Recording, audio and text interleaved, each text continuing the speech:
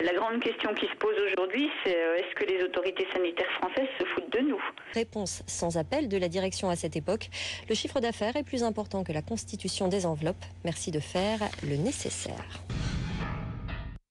Bienvenue dans l'édition de la nuit sur BFM TV. Voici les titres de l'additif pour carburant et divers produits chimiques non purifiés dans la composition des prothèses mammaires vendues par la société PIP. Cette composition serait à l'origine des ruptures de prothèses constatées par les plaignantes. L'ancien président de la société a rencontré pour la première fois l'AFSAPS ce lundi.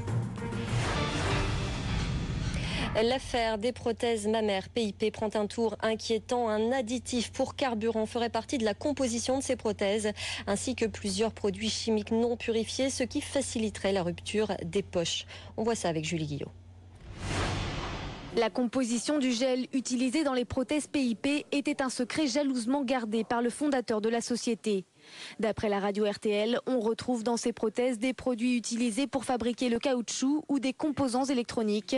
Des produits destinés à un usage industriel, jamais testés cliniquement.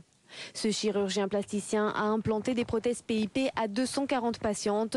Pour ce qui est de la toxicité du gel, il fait confiance aux analyses de l'Agence de sécurité sanitaire.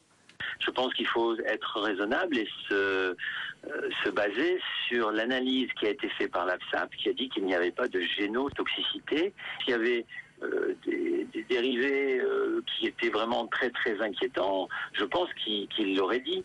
Mais le doute est bien là. Face à ces nouvelles révélations, les femmes porteuses de prothèses PIP réclament de nouvelles analyses. La grande question qui se pose aujourd'hui, c'est est-ce que les autorités sanitaires françaises se foutent de nous?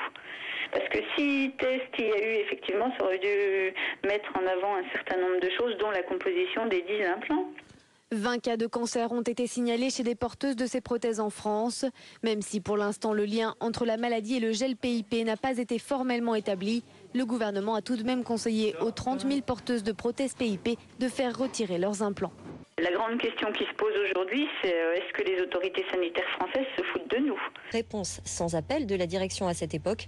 Le chiffre d'affaires est plus important que la constitution des enveloppes. Merci de faire le nécessaire.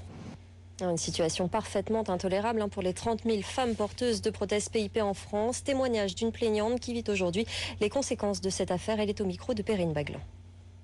Pendant 7 ans, j'ai porté des prothèses et ces prothèses étaient à base de silicone industriel.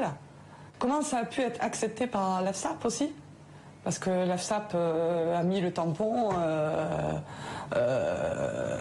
certifié conforme. J'ai une adolescente de 15 ans, j'ai un loyer qui est très élevé, je vis dans un petit T2 pour ne pas justement avoir trop de loyer, mais à mi-temps ça ne me suffira pas. Il faut que je rembourse mon ami qui m'a prêté 1 600 €, donc voilà. Une situation connue des salariés qui, pour certains, avaient alerté la direction de l'entreprise depuis 2005. Cet attaché commercial, par exemple, rédige un rapport suite à des ruptures d'enveloppes de gel, des explantations. Il demande des explications à sa hiérarchie. En 2006, nouveau rapport. Le commercial s'inquiète, évoque les chirurgiens qui commencent à parler du problème entre eux. Réponse sans appel de la direction à cette époque. Le chiffre d'affaires est plus important que la constitution des enveloppes. Merci de faire le nécessaire.